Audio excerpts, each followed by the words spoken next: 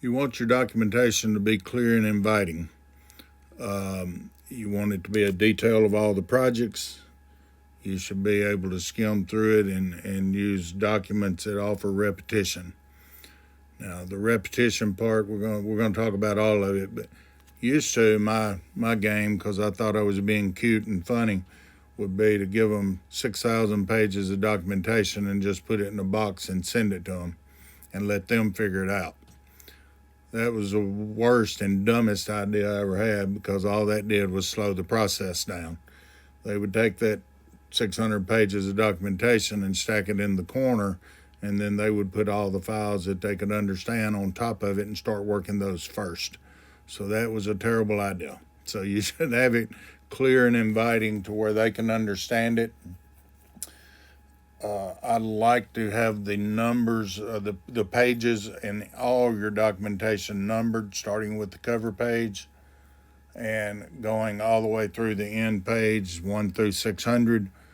My favorite part about that is when they don't read it, and they don't. They will look at what little part highlights them. But when they don't read it, and then they send you an email back and say, well, I need to know A, B, C, D, and E. And consultants are worse about this than adjusters. And I love to just be able to send them back and say, A, see page 419, B, see page 240, and so on down the list, because they've already got the documentation. Well, it sends a signal to everybody that they hadn't been through the documentation thoroughly, but they just had to ask some questions because that's their job. Consultants get paid by the hour, and if they can't discuss the claim with you on the file, they can't make any money.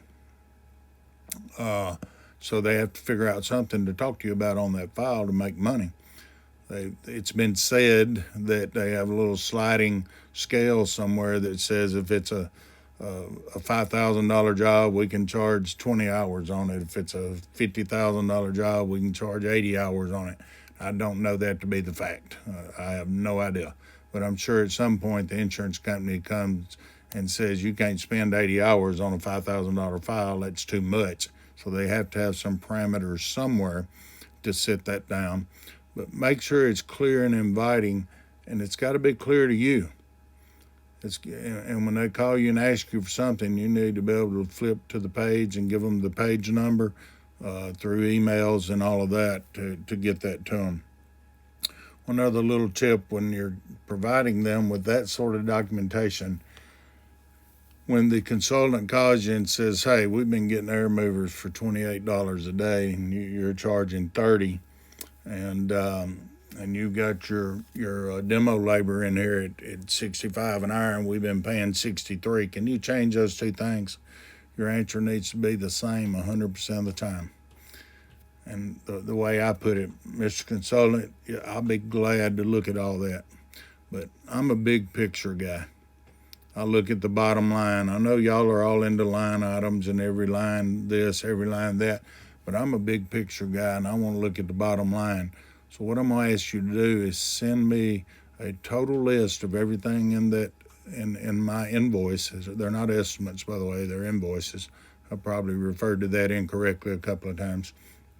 An estimate, something you give before you do the work and you wait on approval. An invoice is a bill you submit for the work you've already done. So, but what I want to do is you to get everything that's in my invoice that you have a question about. I'll get my staff together that worked on this project, and we'll get you all the answers in a very timely manner. But what I don't want to do is have a tennis match to where we're talking about a couple of different items each and every day for a couple of months. So get them to do that. I've only had one consultant that would not provide that list, and it was on a rather large job. And always be nice, never make it personal. But he would not provide the list. He was asked over 20 times through an email, and over 20 times he said, no, you just do the proper documentation and you'll get paid on the claim. And I'm like, what is proper documentation? I need to know what you need clarified, because I'd given him several thousand pages. And then on the last time I talked to him, I told him, I said, I'm going to ask one more time for the proper what you want clarified in my invoice, and I will be glad to clarify it for you. But other than that, I'm just not going to go through it. And he says, I told you I'm not going to provide that. I said, sir, respectfully, I'm telling you, you will provide it. It may be in the courtroom while you're under oath, but at some point you're going to provide it, and all I'm asking you to do is make it easy on both of us. He did not provide it, and he lost in court, or actually arbitration. We'll talk about some of that in a little bit. But anyway, your documentation must be up to date. You get a wrong day on a document, and it just screws everything up. Your documentation should be in chronological order if you're doing time and material. If you're doing Xactimate, then you're dealing with square foot and different points of measurement like that. The biggest documentation that you need when you're doing Xactimate or any kind of square foot invoicing and what they have a red flag and what they're looking for is for you to charge $1 a square foot to cut out sheetrock and $1 a square foot to cut and bag wet carpet and $1 a square foot for that, and then you got a labor charge in there for something. Well, if you're charging everything by unit costing on a square foot basis, why do you have labor in there? What's that for? So when you do have extra labor in there, you have to document that really well. And if you're using Xactimate, you do your little drop down box and it'll tell you what the labor's included. And if it says the labor included is to bag it and carry it, out to the dumpster, in the front of the house. I don't know if it includes a footage or not, but what if you're on the 8th floor of the hotel and you got to wait on the elevator and you got to carry it down the elevator and then you got to roll it out to the dumpster around back? Well, that's not included in Xactimate. So you would have an extra labor charge for carrying that debris, that amount of length, and to get it out there. But you have to document that especially well, and maybe even down to how many trips they had to make and why the elevator was slow. Maybe the hotel management wouldn't let you use it at certain times of day and stuff like that. But you just had to document it very well. Your documentation should be easy to find, not scattered all over the place. You need a labor tab. Again, if you're doing time and material, a material tab, a labor tab, an equipment tab, then have your pictures with the equipment tabs, and just have everything tabbed in your documentation. As you know, most of it is filled out electronically now, not on paper, but you need to have an index that clearly defines everything and breaks it down, and be consistent. As I said that earlier, or I said again, do it the same way every time. If you do something the same way every single time you do it, it becomes what they call a habit. And when you have a habit of doing it the same way, you'll do it the same way every time. When you start doing it different ways for different adjusters and consultants is when you get off of your game and now you're not doing it by habit. So be consistent and do it the same all the time. Required documents on commercial and large loss, not much different than they are on residential unless you're using Xactimate or any type of square footage unit costing. You're either using unit costing or using some type of time and material program. It may not be the quote-unquote time and material pro or something, but if you're billing by how much time you're on the job and how much material and supplies and stuff you use, then your documentation level is going to go up more than it would like in a unit costing. In a unit costing, if your sketch is accurate and your documentation about how much material removal you had or how much drying you did and how you document how many air movers and dehumidifiers you use, then it don't require as much documentation. And any explanation you need of anything like that, you can put a note under the line item on it and give them a note as to why you did that. I do know some guys that tried my earlier method that I said was dumb, was by giving them too much information unorganized. You don't put a note under everything. That takes too much reading. It makes the document cloudy. If you're tearing out all the sheetrock in a room, you don't need to put in there a bunch of details about that. You just need to have the square footage in there. But if you're doing something that's a little different, mainly labor, if you're doing unit costing, but if you're doing something that's any different, then you need an explanation. If your guys get stuck in traffic and there's a bad accident and their job time going to the job that day is 3 hours for a couple of people going out to the job site, and you charge for that, then you need a drop down on that. And there was an accident on I-4 and we got jammed up in traffic. It took longer to get there. So on time and material or on either one, that would be something need to be documented. Work authorization, scope of work, rate schedules. Let's talk about those for a few minutes. Your work authorization and your scope of work and your rate schedule is the most important document you carry. If you're using a one-page work authorization that says you agree to let me do the work and bill the insurance company, you almost ought to not even have it. You'd be about almost better without it, okay? That is not a contract. A contract requires you to have an agreement with the person who's paying you, which is the building owner or the homeowner. Have an agreement with that person. You need to have an agreement on what you're going to do, and you're going to need to have an agreement on what's it going to cost. We all know in mitigation work it's hard to come up with a bottom line figure, and we all also know if we give the homeowner or building owner a bottom line figure that it's going to be more than originally expected until you've inspected the entire job, and you're going to scare them off a lot of times. So we're all nervous about doing that. The best contract you can have is one that says this job is here, this is the scope of work, exactly what we're going to do, and the cost is going to be $25,418.02. That's the best kind to have. But when you don't know the building materials yet, because you hadn't been able to see how thick the walls are and what type of materials there are and how long it's going to dry, a lot of times you just cannot do that. So you give a daily rate schedule. And you tell them, say, this is the scope of works, what we're going to do. This is what we're going to charge for each piece of equipment per day. And then you need to tell them how many days you think it'll take. Because as I did one job at a Marriott hotel for a sprinkler company, they said, we agreed to all the daily rates. We're not fussing about that. We just thought it'd take 1 day. We didn't know it was going to take 5 days. So, that was the point of contention in that particular contract. So make sure you have a good, clear understanding. You can have that understanding better when there's water standing in the floor than it can when you're finished with the job and your services aren't necessary anymore.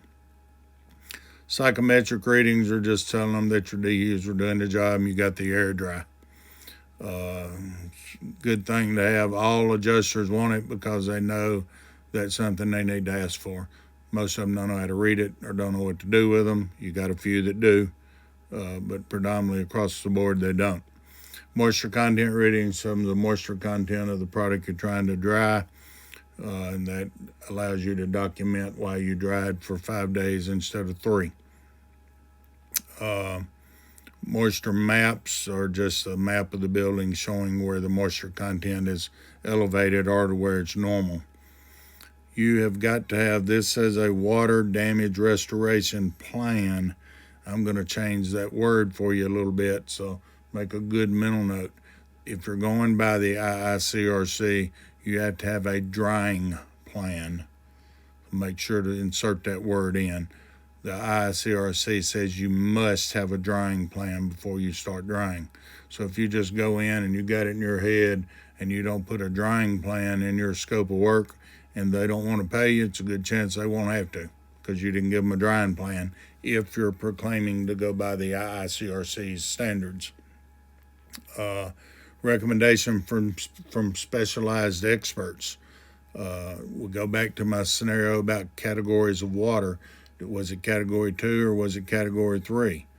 Well, we sent it off to the lab, and the lab said it had this amount of bacteria, and ICRC says that's category 3. So you got a lab report for that. So you got some mold in the building, and you get an indoor air quality person to come out. And the indoor air quality person says, we recommend you do this, this, and this, and this, and this to get this property back to pre-loss condition. Then that's a recommendation from a specialized expert. You may know more than that indoor air quality person does, but it don't matter if he's recognized as an industry expert. His documentation will carry more weight than yours do. Particularly if you read some of these environmental reports and see how long they are and how the language is, it's like a lawyer wrote it almost. So their writings are much better than the writings of a normal restorer, and it just looks more professional. It's harder for the insurance company or consultants to argue with or to counter unless they hire their expert.